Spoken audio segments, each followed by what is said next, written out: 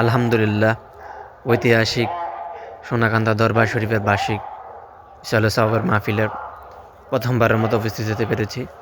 এসে ভালো লাগলো। বিশ্ব ইজতেমার চোখ কোনো অংশ কম নয়। হাজার হাজার লক্ষ লক্ষ আশিকান মাহফিলে উপস্থিত হয়েছে।